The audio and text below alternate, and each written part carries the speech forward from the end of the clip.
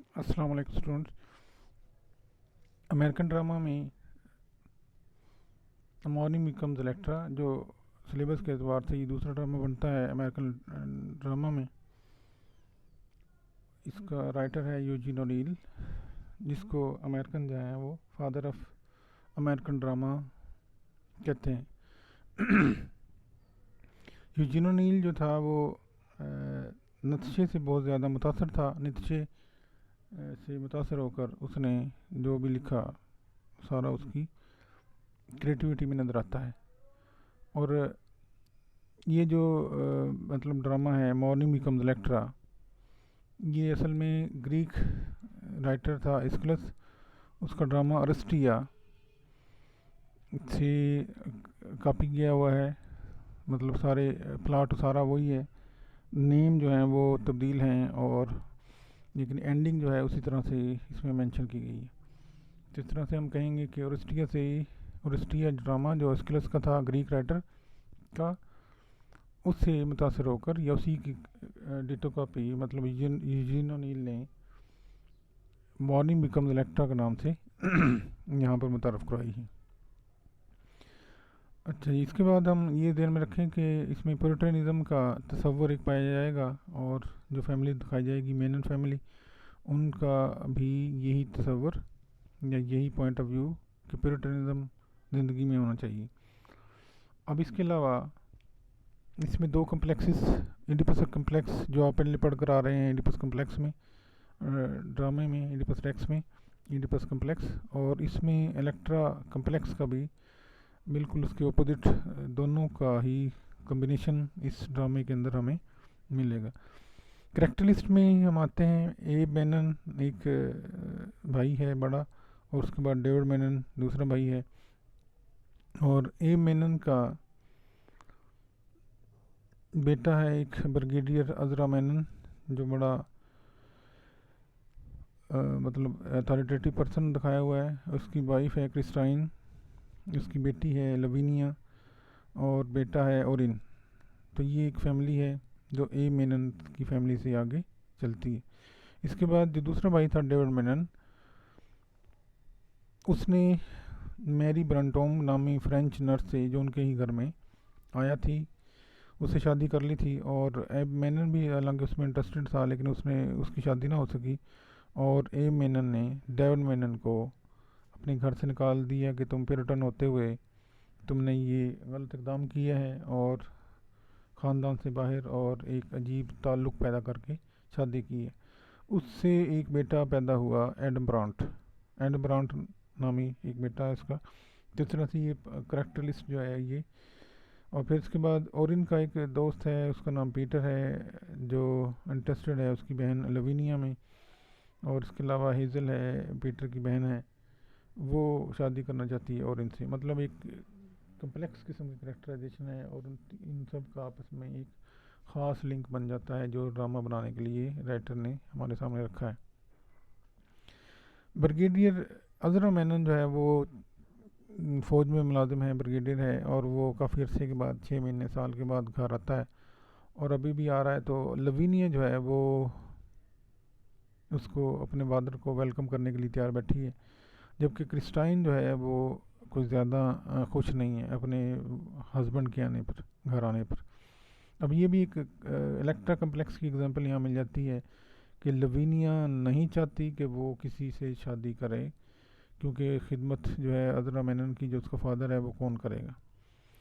इसी तरह क्रिस्टाइन का एक करेक्टर दिखाया हुआ है जो कि अनप्रिडिक्टेबल है, और ये इसका ताल्लुक़ है एडम ब्रांड से, जिसको बाद में क्लियर होता है जो नौकरों के ज़रिए, जो इस फैमिली के पेंटर हैं, गार्डनर हैं, उनके ज़रिए हमें क्लियर होता है कि ये लोग सब कुछ जानते हैं, और उनको ये तासुर है और क्लियर बात है कि एडम ब्रांड जो है वो मेरी ब्रेंटोम का बेटा है, और डेविड मेनन का जो कि इनके दूसरे मतलब दादा की औलाद में से बनते हैं।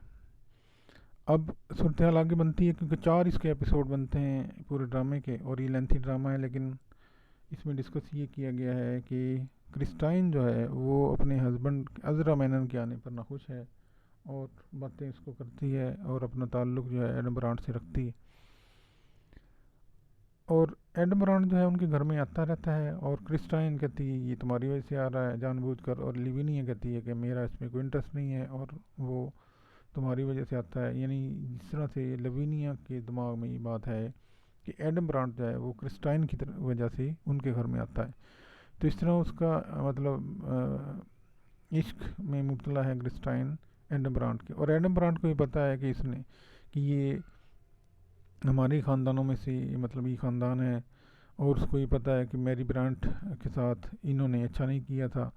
डेविड मैनन जो उनका बालद था उसके साथ भी इन्होंने अच्छा नहीं किया एम मैनन ने, और फिर इसके बाद अजरा मैनन भी उसी कैटेगरी का है, तो इसलिए वो उनसे ग्रज रखता है और उनसे इंतकाम लेना चाहता है। इसलिए उसने क्रिस्टाइन को इस जंगल में पैशन ऑफ लव में उसको गिरफ़्तार किया और उनके ख़ानदान को उसने ख़राब करने की कोशिश ठानी, और इस तरह वो कामयाब भी हो गया। और ये क्योंकि ट्रेडी है, ट्रेडी में तमाम लोग आप देखेंगे लास्ट तक में कि उनकी डेथ हो जाएगी, मर जाएंगे। क्रिस्टाइन जो है वो चाहती है कि ब्रिगेडियर अजरा मैनन को वो किसी तरह मार दे, और वो क्योंकि हार्ट पेशेंट है उसके मेडिसिन में वो पॉइजन मिक्स कर देती है और उस तरह से उसकी डेथ वाकई हो जाती है। और अपना वो पैशन ऑफ लव जो है एडम ब्रांड के लिए ख़त्म नहीं करती। लवीनिया कहती है कि लवीनिया और उनसे बातें करती है और वो कहती है कि अजरा मैनन जो उनके फादर है उसकी डेथ वैसे नहीं हुई, कोई मोटिव है उसके पीछे, कोई लॉजिक है, और उसको मारा गया है।